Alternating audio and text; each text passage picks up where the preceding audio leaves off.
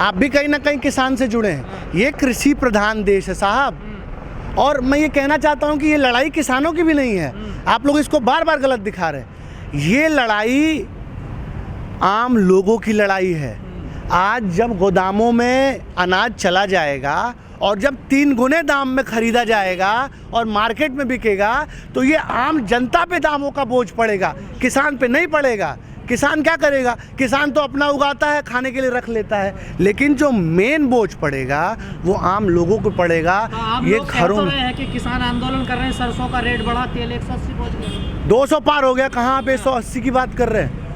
यही हम बताना चाह रहे हैं साहब कि जब तक इस देश का युवा, इस देश का जनता, इस देश के लोग सड़कों पर अपने अधिकारों के लिए नहीं लड़ेंगे। अभी तो 99 रुपया हो गया तेल। मुंबई में बधाई हो भाइयों बहनों, अच्छे दिन आ गए, अच्छे दिन आ गए। तेल 200 के पार हो गया, पेट्रोल 100 के पार हो गया, अर्थव्यवस्था डूब गई, बैंक बिक गए, रेल बिक गया, तेल बिक गया। अगर अभी भी अपने घरों में हो आप, तो मैं समझता हूं कि आपको शर्म से डूब मरना चाहिए। और इसीलिए मैं समझता हूं, पहले मैं सोचता था कि क्यों आखिर इस देश पर तानाशाह राज कर गए। इसीलिए राज कर गए क्योंकि इस देश की जनता अन्याय को सहती रही, अन्याय को देखती रही। मैं समझता हूं, मैं चंद लाइनें कहूँगा इस आंदोलन पे कि सिर्फ हंगामा खड़ा करना मेरा मकसद नहीं, मेरी कोशिश है कि ये सूरत बदलनी चाहिए, सूरत बदलनी चाहिए। आज ये दीवार पर्दों के तरह हिलने लगे, शर्त है लेकिन है कि ये बुनियाद हिलनी चाहिए। अपने घरों मकानों से निकलिए, हक की लड़ाई लड़िए, अपने बच्चों की वैक्सीन की लड़ाई लड़िए। आज वैक्सीन जो है विदेश में बेच दी गई, आपके टैक्स के पैसे की, आपके खून पसीने की पैसे की वैक्सीन इस प्रधानमंत्री ने अपने चरित्र को चमकाने के चक्कर में विदेशों में बैठ दिया। आपके बच्चों को मरता हुआ छोड़ दिया गया है। आज वैक्सीन सेंटरों पर वैक्सीन नहीं है।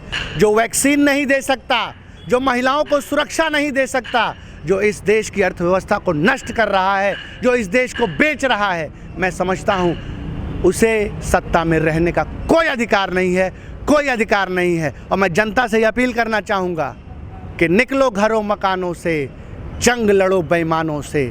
तब लड़े थे गोरों से, अब लड़ना है सत्ता में बैठे हुए चोरों से।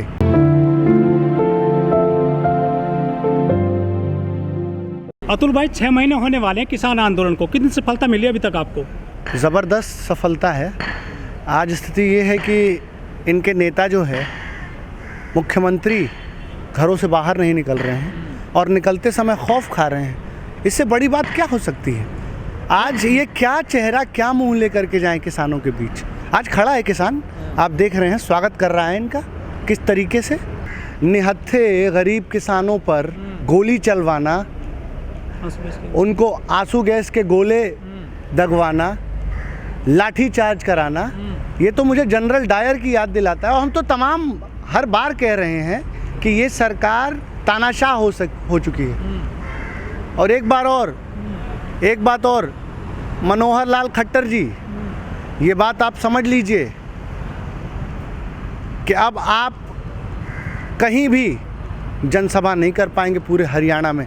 जिस तरीके से महिला का सिर फोड़ दिया, पुलिस पत्थरबाजी कर रही है, आपने साफ वीडियोस में देखा। क्या लोकतंत्र रह गया इस देश में? इस देश के लोकतंत्र का माखौल बनाकर रख दिया है।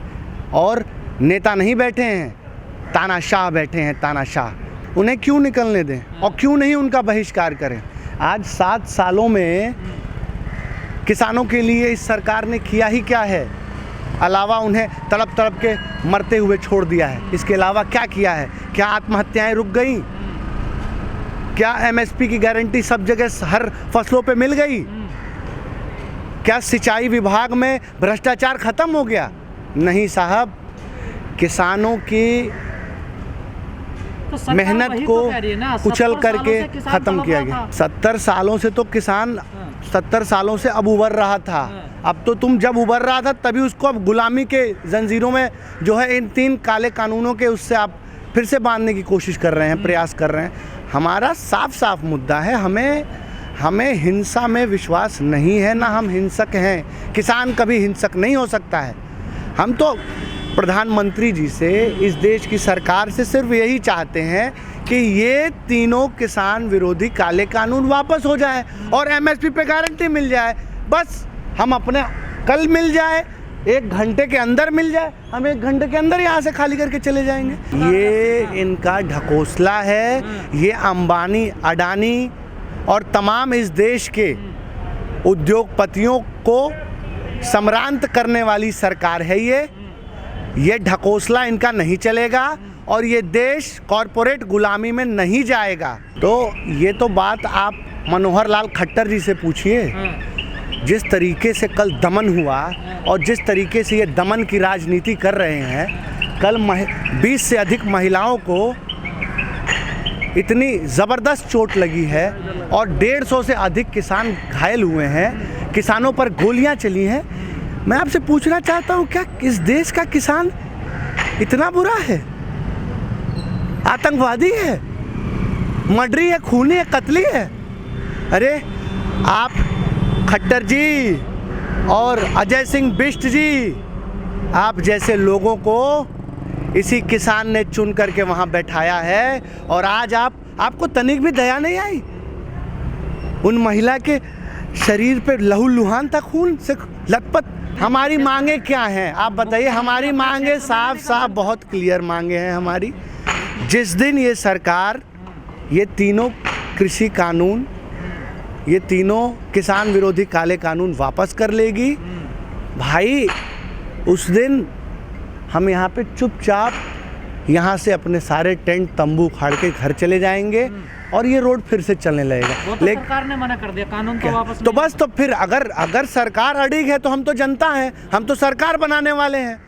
जब सरकार तानाशाही कर पे अड़ग जाएगी तो यही तो कारण है। आपके सवाल का जवाब इसी में है कि जब जैसे दो तरफा जब बात होती है तब किसी चीज़ का हल होता है। सरकार कह रही नहीं मैं ये करूँगा, घमंड के नशे में चूर ये जो तानाशाह बैठे हुए हैं। और अभी हरियाणा की बात कह रहे हैं, सुनिए अगर यही हाल रहा तो उत्तर प्रदेश के भी मुख्यमंत्री जनसभाएं नहीं कर पाएंगे। और तो किस घूम रहे थे सब में? नहीं आपके क्षेत्र में घूम रहे? नहीं, में, नोएडा में, गाजियाबाद, हर जगह, हर जिला, हर तहसील पर किसान यूनियन और जो भी हमारे संयुक्त मोर्चा के लोग हैं उन्होंने विरोध किया है। हम फिर से आने वाले हफ्तों में ये सड़कों को जाम करेंगे और तब तक जाम करेंगे जब तक कि, और हम ये देखिए, हम किसान साफ एक बात आप लोग भी समझ लीजिए, ना हम किसी सरकार से डरते हैं, ना किसी पुलिस से डरते हैं, ना किसी फौज से डरते हैं। और क्यों नहीं डरते हैं? क्योंकि हम सच्चाई की लड़ाई लड़ रहे हैं, हम गरीब किसान मजदूर की लड़ाई लड़ रहे हैं। किसने कह दिया हम संविधान नहीं मानते? क्या हम अपने अधिकारों के लिए यहाँ नहीं रह सकते हैं? क्या सोशल डिस्टेंसिंग का पालन नहीं है? क्या आप जब गेट से एंट्री किए तो आपका जो है फीवर नहीं नापा गया, आपको सैनिटाइज नहीं किया गया? हम आपसे ये कहना चाहते हैं कि सरकार की भाषा बोलना बंद करिए। कोरोना से पूरा देश नहीं बंद हो सकता है। धारा 144 भाई तानाशाहों की ये पहचान है। धारा 144 क्यों नहीं ये स्कूल कॉलेज खोल दे रहे हैं?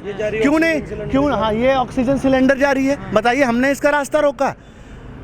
हम ये कहना चाह रहे हैं क्यों नहीं ये सरकार स्कूल कॉलेजेस खोल रही है? अमेरिका में स्कूल कॉलेज खुल गए, कोविड नहीं है वहाँ पे। चाइना में खुल गए क्योंकि इनको पता है कि अगर स्कूल कॉलेज खुल गया तो जो इस देश का युवा घरों में बैठा हुआ है वो सड़कों पर आ जाएगा और ये बहुत देर तक अब नहीं रोक पाएंगे। छात्र आने वाले समय में, युवा इस आंदोलन को और तेज करने वाले हैं। अतुल जी, आप डर कर ये विद्यालय नहीं खोल रहे हैं। अगर हिम्मत है तो जामिया, JNU, यूनिवर्सिटीज़, सारी यूनिवर्सिटी खोल के दिखाइए। कल यहाँ पे क्रांति होगी और जन सैलाब आ जाएगा। सुनिए, सबका समर्थन है, अपने घरों में सब बैठे हुए हैं, इंतज़ार कर रहे हैं। प्रधानमंत्री जो कह रहे हैं ना, हम किसान अगर एक कॉल देंगे ना तो जन सैलाब आ जाएगा। ये महामारी की स्थिति है, हम नहीं चाहते हैं इस देश की व्यवस्था खराब हो।